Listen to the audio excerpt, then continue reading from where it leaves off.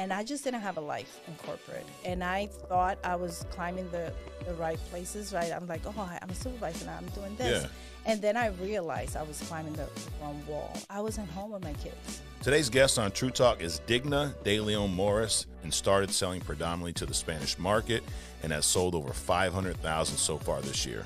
And I see the hope and the dream to do something amazing. Yeah. Oh my gosh, I cannot sleep. I'm up earlier every single day. I'm fired up every day because now it's not my why, it's the why of the team. Yeah. Digna worked in the corporate America for over 22 years, starting her career as a cashier and working her way up the corporate ladder, but had no time for herself. Her why was to stay home with her kids, which she earned through FFL, and now her new why is to help everyone in her agency achieve their whys. I'm actually 9 of 10 kids, which is crazy. You're ninth. I'm the number 9 of 10 kids. Okay. For my parents. Ninth, the oldest or the youngest? The youngest. I was the youngest for like 5 years, and then my brother was born. Okay. He took me down. Wow. So of all the kids, you're the first one to finish college. I was the first one to go to college, Yeah. and because of that, I'm so, grateful that my younger brother went to college. All of my nieces and nephews today went to college. You set a whole trend, Digna. I didn't realize I did until I see the numbers now. I'm like, well, that's pretty cool. And you went to college in the States? In the States. I went in New York. I have 2 college degrees, which they collecting dust right now because I didn't use them. It happens. It happens. I used my license. Gotcha. So you were 17. You were born in Dominican Republic. Correct. Came here on your own when you were 17. Yes. What was that like? Crazy. I left everything I knew. I thought I was in love, but I wasn't. You came here for a lover. It was, actually I got married. It was crazy. Okay. So I was raised very traditional. My parents were like, my father wouldn't let me go anywhere. I'm that kind of girl that never went partying, I had one boyfriend, marry him, and then that didn't work out. And it was tough. Was he from the States? He was from there too. Okay. So y'all married, and then we're going to the United States. Yes. We started a new life. You never been here before? I've never been here before. Okay. Prior to that, I was a kid. Yeah. I was like 105 pounds, and then I left my whole family. And that was the toughest part of my life. I bet. I think I lost, I was 105 and I lost like 5 pounds in my first week. Oh my God, I'm going to disappear. Yeah, it was tough, but I started working 2 weeks after I came to this country. Okay. And did you come to New York? New York. Yeah. Yes. What part? The city? In the city, yes. Manhattan. And I worked in a drugstore. Okay. And I was in that job for 22 years. Wow. I graduated college. I had my daughter. Obviously that marriage didn't work out. Yeah. So I was a single mom for a short period of time. Went to college. This is my schedule. I would get up early and get my daughter ready, take it to daycare, go to work, come home, take it to my friend to take care of her, then go back out and go to college, get home at midnight, and then do my homework, get up at 6 a.m. again. And I got 2 college degrees doing that. What are your degrees in? My first one was in education. Yeah. And my second one was in liberal arts and business. At that point, what was your plan, Digna? What did you think you were going to be? I was going to just climb the corporate ladder. Okay. I just wanted to get a position in a corporate, I worked in drugstores. Yeah. And I did pretty well. I got promoted, hardworking girl. Like I was the hardest working girl in the job. And you started as a cashier? As a cashier, $5.25 an hour. Yeah. And what were some of the jobs you worked your way up to? I was assistant manager, store manager. Yeah. Then I was running the #1 store in the country in Grand Central Terminal, where I met my husband. Yeah. And running that store gave me so much light within the company. Then I got promoted. I became a supervisor. I had 19 locations. Wow. And then I ended with 30. Drugstores in the state of New Jersey. And you were there 22 years. 22 same company. Same company. The last 15, I was a supervisor, thousands of people. And I did well, right, in that environment. I had a 6-figure income, all the benefits, but I didn't have a life. Right. I'm a mom of 4 today. Wow. You know, happily married to my husband for 24 years. You guys met at Grand Central? At Grand Central Terminal. Did he work for the same company? Or he worked for a different company Okay. in Grand Central, which was crazy. Yeah. And God brought us together, and 4 kids today. And I just didn't have a life in corporate. And I thought I was climbing the right places, right? I'm like, oh, I'm a supervisor now. I'm doing this. Yeah. And then I realized I was climbing the wrong wall. And I'm like, I need to be home. What made you realize that? I wasn't home with my kids. I was never home. I missed out on a lot. And How old were your kids at the time? Oh my gosh, well, everything changed for me when my last baby was born, Steven. Yeah. That was in 2011. So I had Steven was just born, and then I had a 2-year-old, a 4-year-old, and a 13-year-old. Wow. So all young. Yes, and I was like running around somebody else's business. Yeah. $82 million operation in my shoulders, 7 days a week. So there's no off switch. Crazy. This is why I try not to. My wife gets mad when I say this in front of the kids, but I think homework is bullshit. Well, because you're conditioned the kids so when they get older, right, they work their way up and then they take all their work home because they're so used to, you got to do it. I'm like, I send my kids to school for you to teach them there. Because then you know what happens? They come home, I end up teaching them with my wife. Like, I'm not a teacher. You do half of the work. No. Yeah. I got my kids reading books like, personal development. Yeah, there you go. At home. That's what I have to do. So you realize, what was it about the birth of Steven that made you realize, like, okay, this is enough? So I was at this corporate job, and then my husband started doing businesses, right, and network marketing. And I had this, I could make some money there. Yeah. And I saw so many stories of success, but I was making excuses. I was like, no, I have a big job. One of the things that I see a lot for people is that the reason why you're doing something becomes the reason why you don't do it. Right. And that's what was happening for me. Okay. So I wanted to be home with my kids. So I said, I'll try some businesses. But then I'm like, I don't want to not be home with the kids. So I wasn't doing it. So 2011, I'm pregnant with Steven. I have a great pregnancy. I go into delivery. Everything's cool. I had 3 normal kids, normal deliveries. Yeah.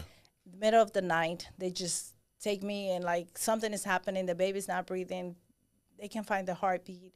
Wow. It was so crazy. They took me into the emergency and I had a C-section and my baby almost died. Oh my God. And that changed my life. Yeah. Because it physically was painful, right? Yeah. I mean, you don't know, but I know the ladies could understand. I've been there on the other side, but hey, it looked painful. The ladies could understand. So I have this physical pain, but my emotional pain was like, oh my gosh, in 8 weeks, I'm going back to corporate, and I'm not going to be home with this baby or the other 3. Wow. And I made a decision that time, and I said, I'm going all in with the business. Yeah. And I had so many excuses and things that you had already had some business. Yeah, we already had a network marketing business. Okay. I was doing okay, but my husband was doing it by himself. Got it. And raising the kids. And so you're working the corporate job. He's doing the network marketing. You're kind of helping out a little bit, but it's all on him. But it's like, it's on you. And I'm like blaming him. And then I just we always get blamed. Yeah, I know. I just went crazy. And I just, in 6 months, I left. We replaced, because it helped, obviously, a 6-figure income from corporate. And then I went home and I was there for my kids. It was great. What was it? Were you guys selling products? We were selling products. Yeah. We were building a team. I tell you, we actually built a team of 13,000. 13,000. 13,000. We made millions of dollars in that company. Wow. And we were like the Latino guys. We had a big team. Were you still in New York at the time? New York. Yeah. But then the company, network marketing is a very special industry. So the company went crazy, and then we lost everything. Got it. Totally. Like 2016, it was the worst time. They go out of business? Or? Well, the founders did some crazy stuff. They had to sell the company. And then, imagine you're doing, $30,000 a month, and then you go to like 2,000. And then we didn't have any financial education at the time. So we were spending everything that came in. Got it. So we had to start over, and then because you had already left your job, right? I had already left my job. And your husband was doing this full time? This full time. We're both full time now, and we had to start over. So 4 kids, you're supporting them with this business. And that's the thing, people think, I'm going to start a business and everything's going to be great. Oh, it could be. It could be. And then it might not be. It might not. That's what happened for us. And we're like, what do we do? And then my husband he has a friend. He's talking about insurance, and he's like, "Well, you're the one that likes to study. Go get a license." And I'm like, "No way!" Wait, so he found insurance, and he's like, "You're gonna go you get a go license." get a license. And I said no. I was like, "There's Really? absolutely no way." I got to college degree. I'm not getting an insurance license. I was fighting with him, and then I said, "Why were you so against it?" I just thought it was a step down for me, which is crazy, right? Yeah. And I was like, no. And I knew I could get another corporate job, but he also knew I didn't want to do that. Right. So we started insurance against my will. So you did get licensed. And I did get licensed, and I just didn't really do it. No? I got me a job, which I hated. That was my motivation. I'm like, I couldn't do this again. So then 2020, we were all in the house. I'm like, I have to get to work in this business. And that's when I really got started. You got a job in the insurance industry? No, I got a job outside doing what I was doing corporate. I just called a friend, and I had a job like the next day. Because I spent 22 years in the industry. It was easy for me to get a job there, but I hated it. I was like, I don't want that. Yeah, how'd that feel, like going back? Because you lived that world for 20-something years. You had Steven. You worked 6 months to get out of that. You guys are making money. And now it's like you're back to where you didn't want to be. What was that? How humbling is that? I cried every day. Really? Every day. I was hating my husband every day. See, yeah, of course, his fault. poor Willie. He got a lot of, it was really tough. Yeah. It was very humbling. And I knew how to do that business because it wasn't hard for me to do the job. It was so emotionally right. What is the last thing you wanted to do? I don't want to do this. Yeah. So then I went to work insurance, and I was able to make 6 figures in insurance. Okay. Friends and family. No leads. 40% commission, no leads. Right. It's crazy. So I was working really hard. Yeah. And then I realized I'm still not making what I used to make in corporate, but yes, I'm working from home, and I was doing Zoom meetings. It was infinite banking at the time. So I was really good at having my friends, and I had a little agency, let's say 10 agents, and then they'll bring people, and I was always talking to people. It was a lot of work. Yeah. A lot of talking. Yeah, how'd you get, because I feel like once you, or maybe you had a big network because of your, past, but we only have so many friends and family, right? You can only sell to the same people. So what'd you do when you kind of exhausted your immediate friends and family? I had to recruit and then have them get their friends and family. It was tough. Well, I was after my brother for 5 years to do a policy. Really? So that's how tough it gets there. But then, I was like, this has to be something better. And I'm a student. I'm always learning. And I was looking for information. And I'm like, there has to be something better than this. Yeah. This cannot be it. And, they don't want you to go into social media. They don't want you to learn anything. They take your not knowing as their leverage. Like, no, you can't do that. It's against the law. you know? So I was like, I'm going to find out. And one of my friends that was working with me at the time, she's like, there's an event. We should go. And we went to this event for one of the industry leaders. She just trains everybody in insurance, right? Okay. And it wasn't our event. It was not your event. No, it was, I don't know if I can say his name, Cody Askins. Okay. He trains insurance agents. Yeah, we've done some lead stuff with him in the past. Yeah, so I went, and I went with my 10 agents. I'm like, I'm a network marketer. I'm like, you guys got to go to this event because I believe in that. Let somebody else tell you about it. I don't want to be the one always talking to you. So I brought them there, and we went to the VIP. And when we hear all these people talking, oh, yeah, we qualify our clients right away. We get paid daily.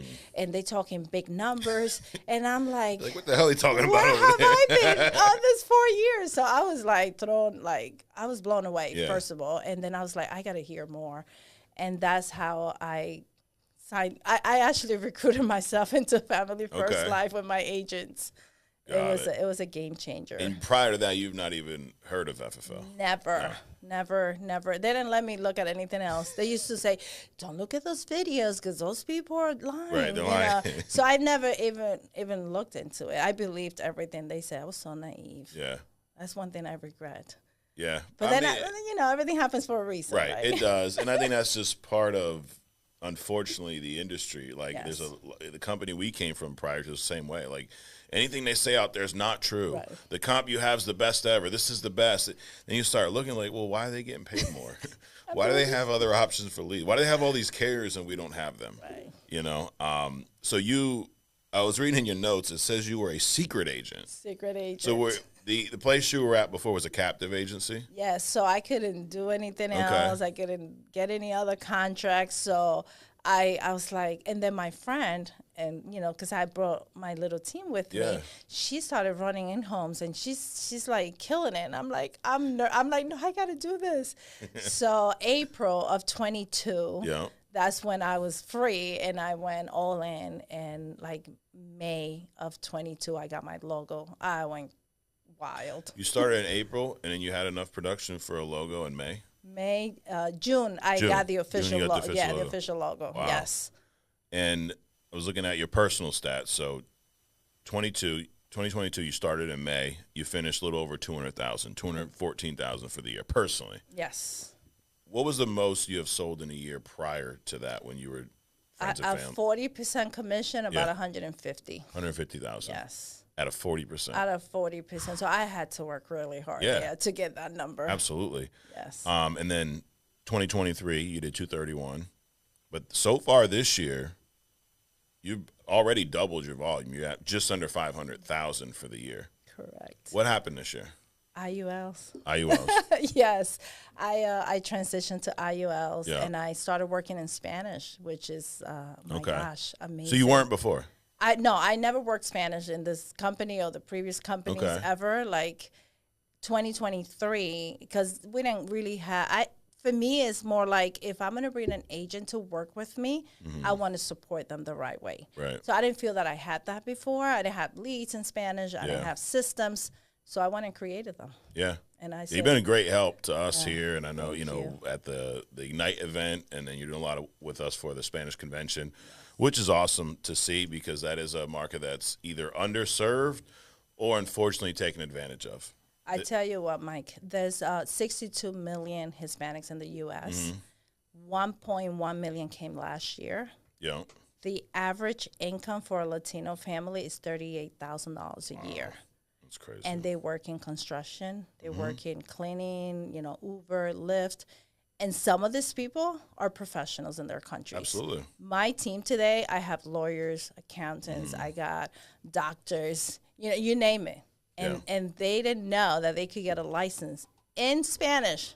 Right. And then sell at a high level in Spanish. And that's what I'm teaching them. That's awesome. I'm passionate about the Hispanic market. How many active agents do you have right now, roughly?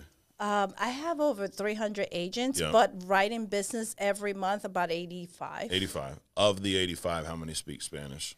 I'm going to say about, let's say 75. 75%. Wow. Like my whole team. Yeah. I went crazy in 2023 recruiting in Spanish once I built the systems and had the lead system and everything for them, and they're killing it. That's awesome. And we started this last year. Well, we started probably 3 or 4 years ago having a Spanish section at our convention. Like the first year it was like, a 3-hour meeting. There's probably 50 people there. Yeah. Following year it was like an all-day thing. There was maybe 80 people, right? Yeah. But last year we had it mimicked the convention schedule, right? It was the whole time. We had a keynote speaker. We had a DJ. It was amazing. It was amazing. Oh, we had a party there. Yeah. I mean, it was over 500 people there. Yes. I brought like 50 people myself, that convention, and we went on fire after that. Yeah. It was amazing. I'll tell you what, y'all did have a party. I mean, so much of a party. Sean fell off the table. There is footage of that. Yes, you can find it out there. Yes, he got right back up and started giving out leads, though, so that was good. He did it again at the night meeting. He got on the table. He didn't fall this time, though, right? No, he was good. He just got up. It was like, you get some leads, and you get more leads.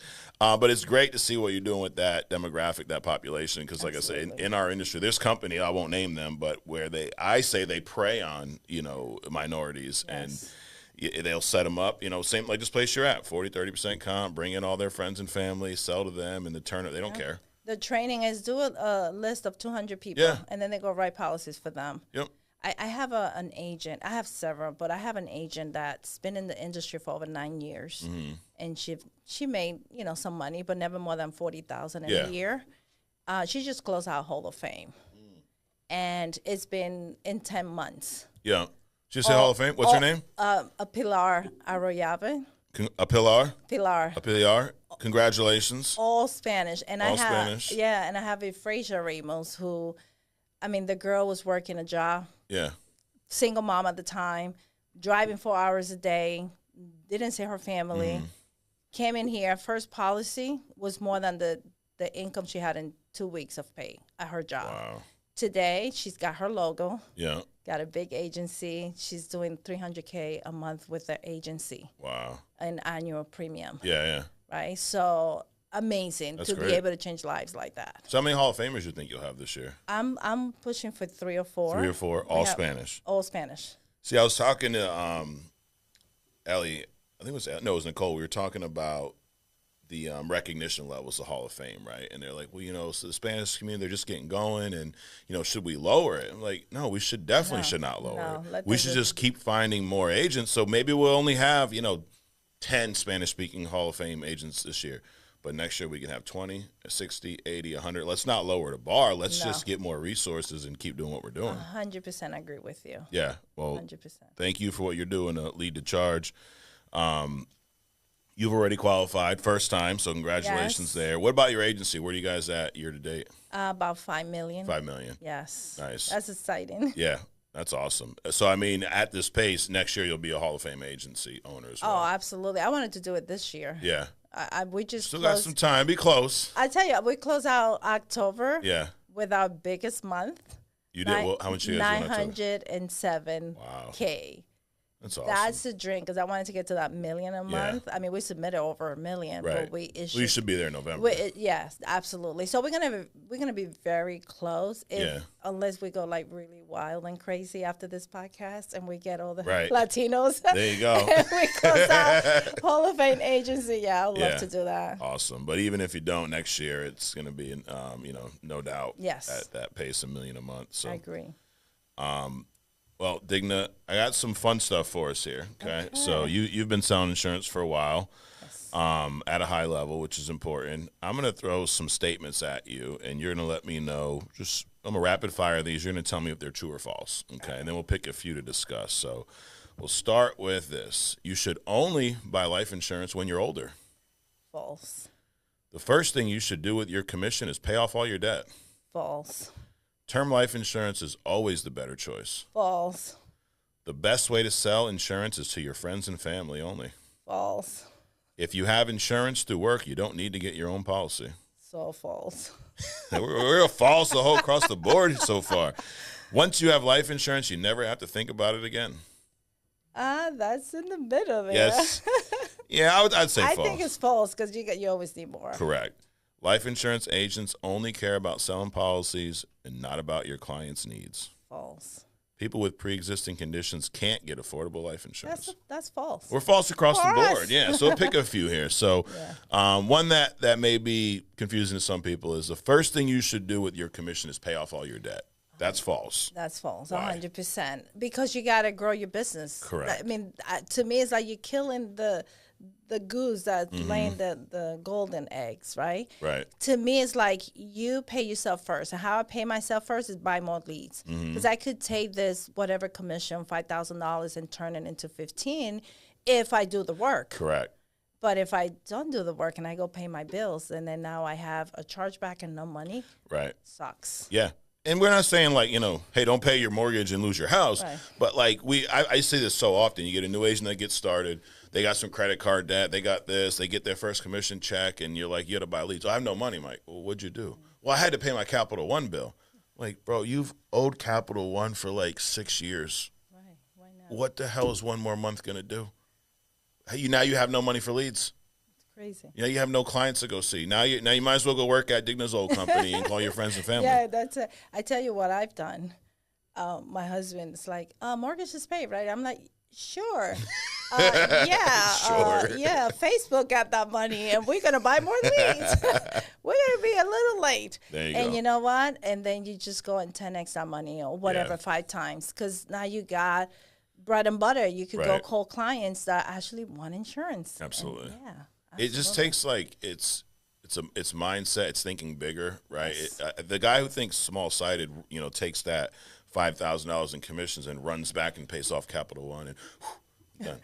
Yeah. But the guy who thinks big goes, you know what? Maybe I'll throw $500 at it and I'll take the rest to buy some leads, so I have people to meet with next week. It's like it's like owning a restaurant. You run a pizza shop. Yep. You ain't doing much without pizza dough. Nothing. You buy it once, you use it. Oh, I'm all out. Well. What are you going to do now? You're going to buy some more for next week. That's right. You got to, and that's kind of like leads. It's like gas in your car. You can only get so far on one tank of gas. That's it. Let me tell you, I trained my family. I said, first bill that we pay here is Facebook. We need leads. Everybody already knows. Mom, you got leads? Yeah, we're good. We got Right. leads. Then they start asking then we for can stuff. get anything else. So you're doing all your leads on Facebook? I do. So we created this whole system in Spanish, and it's amazing because, you know, like you said before, that community is so underserved. And when you find a financial professional that's using the whole license like we do now, and you could speak in your language and they could understand each other, is huge. Yeah. And then we're able to protect the entire family. You know, Latinos, we like to have a lot of kids and a big family, Absolutely. and we love to recommend something good. So we do get a lot of referrals from that family because we always going to go and do a good job for them, right? Yeah. We're going to do our best. The one you were kind of mixed on, I said, once you have life insurance, you never have to think about it again. And I agree, that is false, but why?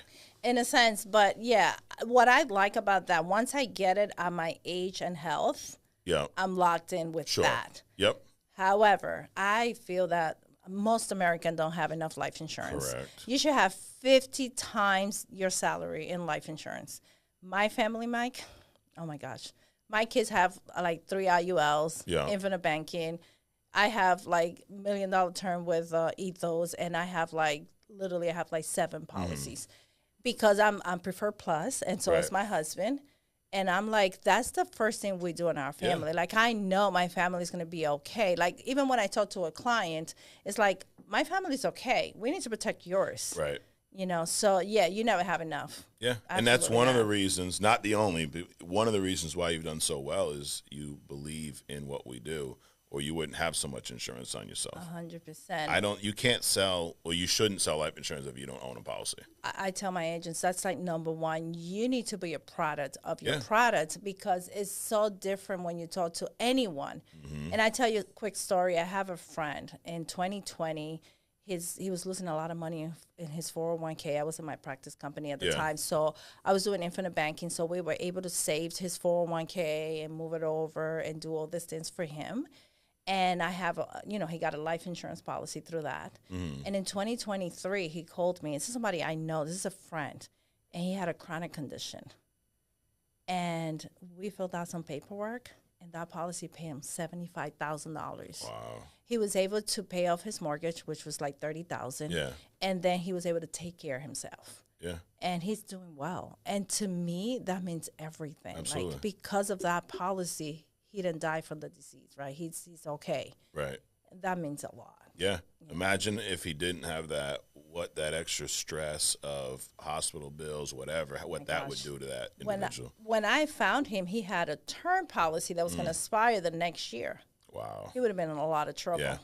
Well, there you go. Yeah, it's not always once you have it, you're all set because you can have a term policy. Right. There, I guess it would depend on what policy you have, who you get it Correct. from. I mean, we've all been in those situations where they have all the coverage in the world, and they start pulling out policies, and it's all accidental.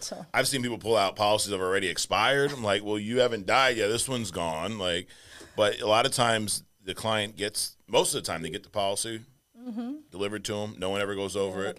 Sits in a drawer. They don't look at it again, and it's never what they think it was. Absolutely. In our business today, we kind of changed that. Yeah. And this is something that I do that I wish everyone that's listening right now, that's an agent, do this. And I learned this in my practice company, so I'm thankful for that. We do a policy delivery on Zoom. Okay. And I show my clients everything about their policy once they're approved. Yeah. Like, we're not talking, now this is actual, you have this. Yeah. If something like this happened to you, you're going to have this money. Your family could have this. You do this for every client? Every client. Every IOL client, we get them on Zoom. We get a screen share somehow, and we go over what they have, because that right there solidified that sale, right? That's one thing. They're not going to cancel because now they know, like, you got approved for this. Most people don't get approved for this type of policy, so make sure you keep this. Yep. And that's I'm sure you get this question. I would get this question in the home, like, basically, what separates you from everybody else? Why should I go with you versus the other 97 people that are calling me? But it's stuff like that. like we all have access to about the same carriers. I mean, Correct. right? In the Correct. space, it's like I always just tell you get what you pay for. It's like gas, right? This gas station may be 5 cents cheaper, 40 cents here and there, but for the most part, we're not sitting here crunching pennies when it comes to life insurance.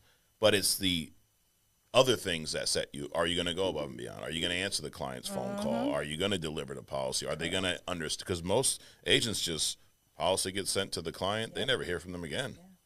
That's a big mistake. Yeah. And I think a lot of agents are still doing that. Hopefully after today they don't. Right. Sit down with that client. I usually get a lot of referrals. Yep. I send them a book. Yeah. About, I actually wrote a book.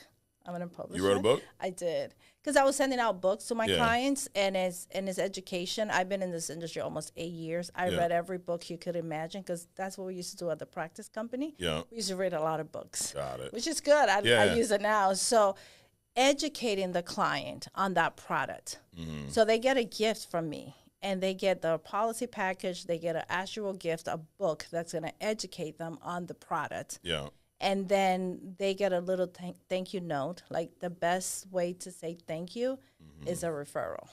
Who do you know that we could help protect their families, right? And I get a lot of people that call me back. I bet. I had Bob the other day. He's like, Digna, you got to call my friend. She got this money, and I think she's going to do this with somebody else. You got to I was laughing. He's like, you got to call her. I was like, I'm on it, Bob. That's awesome. We'll talk about this one. Life insurance agents only care about selling policies, not about the client's needs. Now, that's true for some. For some. But we're talking specifically about FFL right now. Your agency, that's not true. At all. That, like, we care so much. Like, and one thing, here's why I know we are not. Like, the other companies, and I work for them, they want to put every client in a box. Right. You're going to fit in this term, in this one product, because I only have one product when I work to other companies. We qualify clients here. We put the clients in the best position. That's why we have so many companies. Yeah. Because I'm not going to say, this is the only thing for you, John. No, let me see what you qualify for. And I'm going to make sure you and your family are put in the best place possible. Right. And that's why it's not about the money or the policy. It's about that client and what they actually need for their families. Correct. Which most time they don't even know. Yeah. Yeah, I'm sorry. If you work at, well, I'm not sorry. If you work at one of these companies where you only have one product, you're not doing the right thing by your client. Not. There's no way. Because you have one thing to offer them. That's it. Imagine going to a restaurant and there's no menu, Digna. It's just, we got one meal. We got chicken, that's it. Yeah, that's it. You're like, well, I'm allergic to, broccoli. Well, that's just it. It's what it is. That's what we got. Yeah, they go out of business real quick. I had a client on the phone the other day, and he's a Cuban guy. He's very passionate when he talks.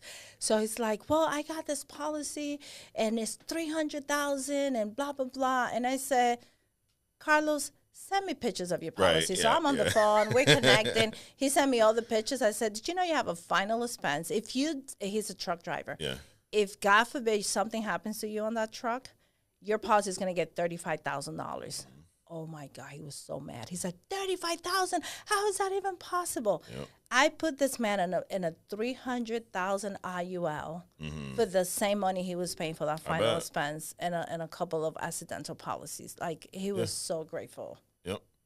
But, yeah, it comes down to, I mean, the name Family First Life isn't just a name. It's we do put our clients first. And because we have so many options, so many policies, and that's why IULs have been such a big thing lately, because, like, when you look at from a policy standpoint, they're a lot more powerful than the final expense, than the term. Now, obviously, you got to qualify. Correct. There are some clients, because, meeting your client's needs also comes down to getting them something that they can qualify for. Correct. So I'm not going to sit down and talk to someone who's only eligible for a final expense about this amazing IUL, because it's all based on their health. Correct. But if they're healthy enough, there's really not a better product than the IUL, and you can structure it accordingly for every specific client. And that's important. Correct. You have to do that. That's why, I spent most of my presentation is discovering. It's just listening to that client and what they got going on, so I could then make a suggestion on what's best for them with that IUL. Absolutely. You mentioned personal development. back at your old company, you read a bunch of books, right? Yes. Do you have a favorite book or something like kind of your go-to when you need to get your mind right? Or? Oh my gosh, there's so many. Yeah. I just love books. Give me a few. Some of the best ones you read. So let's see. Think and Grow Rich. Yep, that's a great that one. one was amazing. Yep. Atomic Habits. That's a good one. That's a great book. The 7 Habits of Highly Effective People. That one really got me many years ago. And then, you know what? Believe it or not, Punch Me in the Face has a chapter 7. Yeah. That was so powerful for me when I was going through some crazy times in my business, because I had to put everything in a box and then go to work and produce at a high level. So, Sean, thank you for that chapter because it really helped me. Yep, absolutely. Those are all great. You mentioned Jim Rohn earlier. Yes, I love Jim Rohn. Yeah. And when I first heard of work harder on you than in your business or your work, I was an employee at the time. I was like, I never heard that before. And then I went on to listen to Jim Rohn. I mean, this is 20 years ago. Yeah. And it changed my life. Like, I made my car a university. I was just listening. I don't listen to, my husband, I got rid of the TV 20 years ago. Yeah. There's no TVs in my house. We have one TV in the family room for movies. That's it. Yeah. And we just read books and get educated, because if we don't do that, who else is going to do it for us? Yeah. Nobody. So, I love what Gary Vee says. No one's coming to save you. Nobody's coming to save you. Absolutely not. That's right. We had a segment here, Digna, called Ask the Agent. So I have a few questions. We were calling this Ask the Expert. I just didn't like the term expert, because who says you're an expert? I don't know. But Ask the Agent. You are an agent. You're a successful agent. You're building a big business. So one of the things that a lot of agents struggle with is the beginning of building that business, right? It's like you got agents that are great at selling, and then sometimes they're not as great at building, vice versa. But that beginning is important, because you could, first of all, the ROI on building a business takes a lot longer than selling a policy, right? I mean, now you get paid damn near the same day. Like, it's insane. I mean, you're over the phone selling, clients approve, they get a policy that day now, and a lot of times you're paid the next day. Correct. Policy's enforced, they're covered, you got your commission. Recruiting, you may not make your first override for, 6 months because of the turnover. I mean, this business is not for everyone. Correct. Right? I mean, would you agree with that? 100%. You've done enough recruiting to know that. Trust me, I have. And how many times, Digna, is it the one that you swear this one's, I got a guy, he's going to be great, she's going to be great? Yeah, they'll do anything. I'm like, they drove me crazy. That's Correct. what they did. Then it's the one you least expect, right? Yes. You're like, I don't know, I'll get back. And then all of a sudden they start kicking ass. So you just never know. Yes. Here's a question, though. How do you advise new agents to prioritize their time when they're just starting out? So they're brand new. How do they prioritize their time? That's so important. I take my new agents and I meet with them on Zoom, and my managers do the same thing. Every new agent, we need to talk to them and say, okay, what is it that you want out of this business? Because not everybody wants the same thing. Right. Some people are very okay with a couple of $1,000s a month. Some people, like myself, I'm like, no, that's not enough. I want more, right? So meeting with them and setting expectations from the beginning, like, okay, what is going to be your schedule? Like, I did a lot of corporate work, and I used to interview a lot of people, so I got that skill, thank God. I transitioned that here. I'm like, let's find out what you want to do. And I just want to take notes. Okay, what is the schedule you're going to work for this business? I like a job. Okay, because Walmart, if you go work for them, that's the first thing they're going to say. You're going to work Thursday, Friday, Saturday, and Sunday, and we're going to work from this time to this time. I need to know that, too, for my agents. Yeah. And then I want to set a goal, like how much money is money for you? Like, it's good money for you. How much money you want to make? Yeah. Everyone is different. Do you want to just produce, or do you want to build an agency? And I explain the difference between the two. So I get that commitment from the beginning, because I'm not going to waste my time with people that are not going to show up. If you're not on my Zoom, don't call me. I'm not picking up the phone. You need to be on Zoom. I'm there 6 days a week, from sometime 8 a.m. to 11 p.m. sometimes. Yeah. Like, that's where you find me. Right. So setting those rules from the beginning with your agents is going to help them, leverage their time the right way. Because if you tell me I'm going to do this part-time to get started, and I'm only working Wednesday and Saturdays and Sunday, and you're not on Zoom calling with me, then you're not serious. I'm not putting time or energy on you, because you don't care. Yeah. So for me, that's important. set a schedule and show up, right? Because some people say, yeah, I want to do this and that, but they don't show up. Correct. I'm not, and I tell them, hey, listen, this is a 1099 business. So if you don't show up tomorrow to Zoom, nobody's going to call you. Correct. You can sleep all day. Yep. Guess what? I'm going to sell a policy tomorrow with or without you. Exactly. And I love you, but show up and I give you my all. Yeah. And that's what I do every day. Those are active and working. I'm all in with them. That's awesome. And one of the reasons why you can do that is because you know how to sell. So like there's some people that come here and they think I'm not going to sell, Digna. I'm just going to build a business. It's not going to work. It's not going to work. It's not going to work. How can I teach my agents how to properly deliver an IUL or talk to a client or qualify a client if I'm not doing it? It's not going to work. No. And I guess hopefully you grow to a point to where you can't sell, like you won't have time to sell anymore. Right. But you're not there yet. Not yet. I'm still selling. Right. Yeah. But there's a lot of people that try to rush that. Like, I'm trying to get out of the field. Like, you'll know when it's time to get out of the field. That's the best part of this business. Yeah. When I get on the phone with a client and I protect them, that I'm fired up again. Like I'm ready to get started all over again. So it sounds like, what you're doing with your agents early on is finding out their why. Yes. And if you agree with this, if your why isn't big enough, you won't have success in this business. Correct. Or any entrepreneur, any type of independent work. Any business. You're just not going to go at it when it gets tough. Yeah. And I do a lock-in once a month. Okay. I do a lot of copy and paste in my business. Mm-hmm. So my mentor, Marissa Maciati, that's how I learned how to do lock-ins. I used to do it with her. Yeah. So now I do it in Spanish. So once a month, when that first day of the lock-in at nighttime, we get together and we talked about our why. Everybody's talking about their why, and I'm finding out why you're here. And oh my gosh, it's the best part of the business. And once I know, I could see like this one is going to take off because she has a strong why. Right. The how doesn't matter. They're going to figure it out just like I did. Absolutely. That's awesome. What's your why? What drives you to this day? So I started with my kids, right? Being a stay-home mom and all that. I did that. So for most people, it's like, okay, my bills are paid. So that was your original why. That was my original why. Today is the why of my team.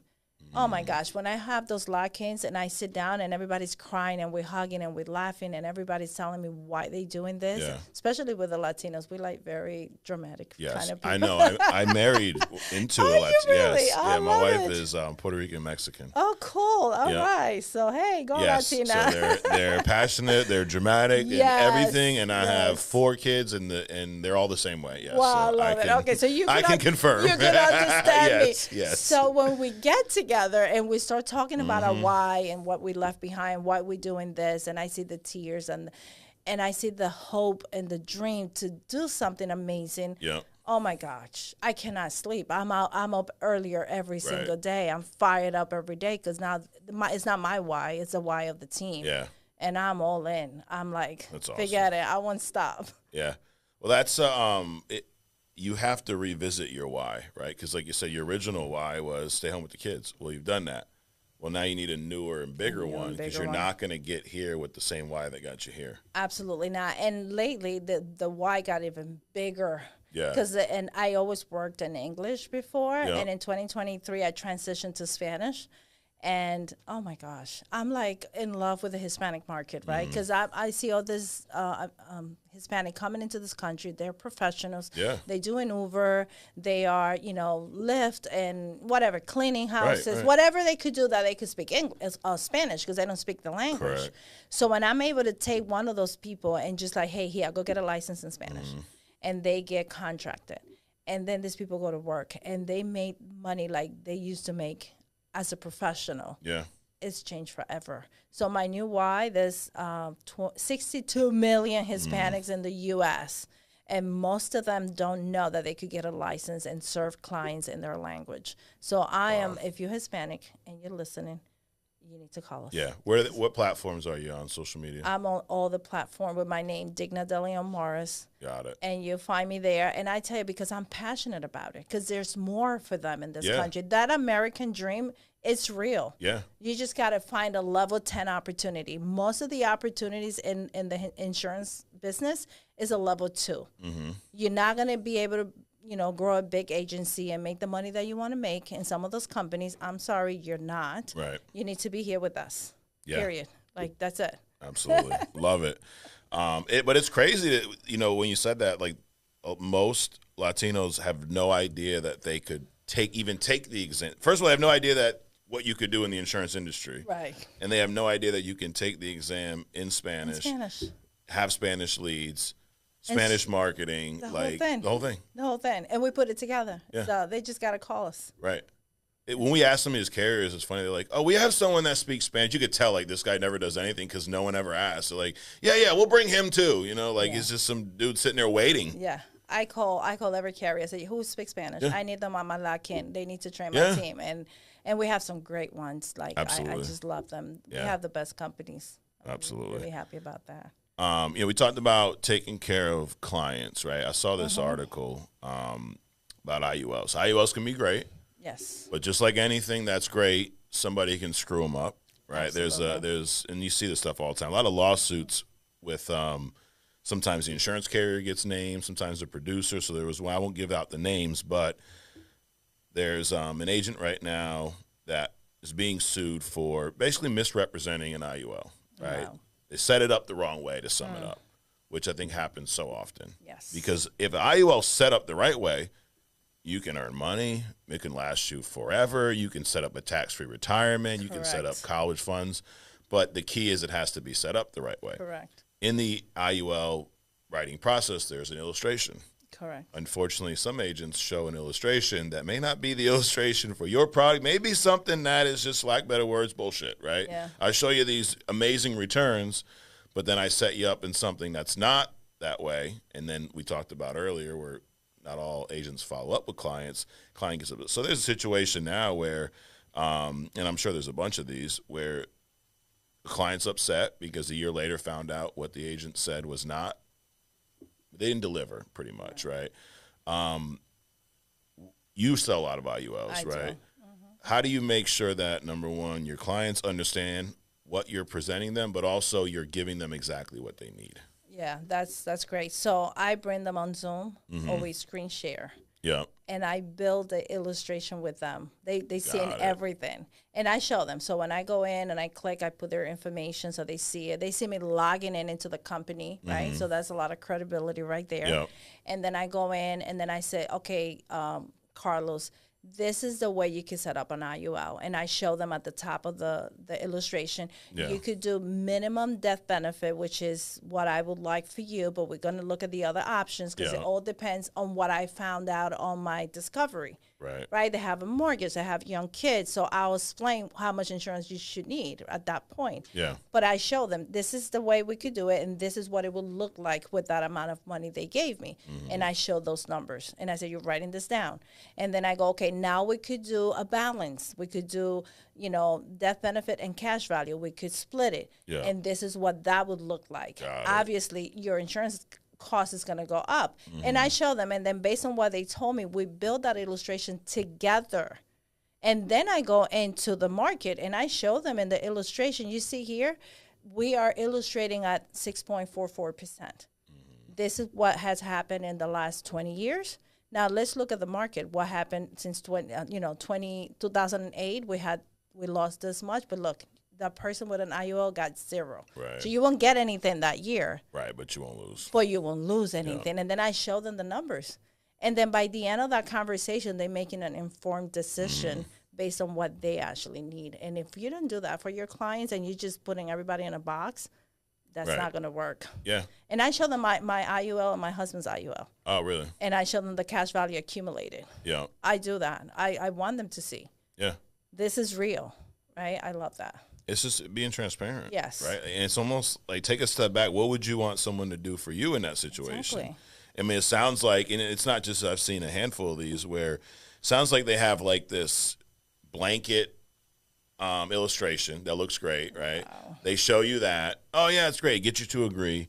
And they just throw you in whatever is going to pay them the most commission. I'm not saying this happened here. This is my own, Yeah, but people would do something like that's crazy. Absolutely. Yeah, absolutely. And then, unfortunately, most clients don't look at their policies. Right. So how many are being set up and have no idea they're in the wrong? What they have. Right. And that's why we do the policy delivery. Yeah. Because what I show, and then I meet back with them, right? Once they get an approval and they pay that first premium, I say, remember what I show you?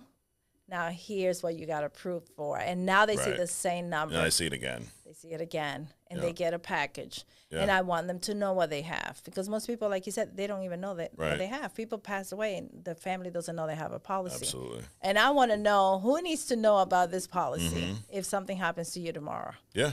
Yeah, so that's huge. That's awesome. And, you know, yes, it takes more time, but I would venture to guess that your persistency is probably at a very high level right now. In October, when I got my report, was at 98%. 98%. Yeah, I was blown away. I was That's like, crazy. yes. And at, you know, 500,000 sold, you probably sold 400 or 500 policies this year. A lot. So yeah, let's say it's 500. That means of the 500, like 490 are still in the books. Yeah. I'm not a mathematician, but I'm sure that's exactly right. But hey, this has been great. I appreciate everything that you're doing. Let everybody know real quick before we wrap up why they need to go to annual convention. Oh my gosh. I'm such a lover of conventions. Yeah. Like, you know, I was in network marketing, and you got to go to convention. Absolutely. And that's where I changed my life. That's why I was able to see more. I had a vision like, there's more. These people are making money, right? So when I went to my first convention here and I took 10 agents with me, some of them left, but there's like 3 of them. One of them has a big agency with me right now because she quit her job from the convention, by the way. Right. Ifraisha, she's amazing. But for me, if you don't go to convention, you're not really in the business. Like, you're just playing with this. Right. Right now, you're in family first life, but when you go to convention, family first life is in you. I like and that. you see so many people walking that stage, and you hear the stories, and you're like, I can do that. So for me, it's a non-negotiable. When I'm hiring a lot of agents right now, and I say, we have this event. It's this dates, and you have to be there. That's part of working with me and having my time. Yeah. Like, I'm not even going to, okay, then you're not working with me. You're working with somebody else. Right. Because to me, here's the thing. I brought 50 agents last convention, 2023. Wow. And of those agents, there's like 15 that are 6-figure earners today because they went to convention. Right. I don't have to do such a big job now because they already heard it from everybody else. I have a girl that she said, even if you don't talk to me, I'm still going to do this because I saw it. I saw too many people walking that stage. Right. So it makes it easier. If you're smart and you're a good leader, you just like make it non-negotiable. And that's how I do it. Like, I want to bring a lot of Hispanics to that convention. Love it. We got the room. Good. Hopefully we'll blow out that room and when you get a bigger one next year. Yes. 50 agents you brought, 15 went on to do over 100K. How many quit though? You know, of the ones that went to convention, I looked at the picture the other day. Yeah. And there's maybe 5 that they went to do something else. Everybody else is still in. Right. That's crazy. And I mean, but it's great for that too. It's going to weed people out. Yes. I promise you, if you go to the annual convention, you'll know if this is for you or not by the time you're done. Correct. So of the 50, 15 went on to kill it, and 5 quit, and we're good with both because those 5 shouldn't have been here in the first place. Correct. So go to fflconvention.com to register. There you can register for the Spanish convention on there too. All $99. I mean, you've been in network marketing. What's the most you paid for an event? Oh my gosh, thousands. Yes. Yeah. And like Go VIP, that's crazy. Like, you could have never made that. Like, it's like $3,000. I'm like, I can do crazy. that. Yeah. Our VIP sold out, and our VIP means you sit closer to the stage, so you got better chance of getting free leads, and you get to meet the keynote speakers, which we've paid millions to bring all these guys in. I can't believe it's $99. Right? That's insane to me. Yeah. I'm like, for the whole time, not $99 a day, for the entire time. Yes. Thank you, Mike. So thank you, and thank you, Digna. Guys, thanks for watching. Hit subscribe if you haven't already. And meet us in Dallas, Irving, Texas next year. Go to fflconvention.com. Also, we have a room block at the Westin. So I don't know if you stayed there last year, but it's attached to the damn place. Awesome. You walk right across the street. So if you book through us, you'll save about $500 on your stay for the week. So hopefully we'll see you then. Also, if you like this train, if you like this podcast, we had Mallory Cruz up a few weeks ago. Nice. So you talk about, that why, wanting to be with your kids from home. She has an amazing podcast where she talks about how to sell 50 policies a month from home. So check that out too.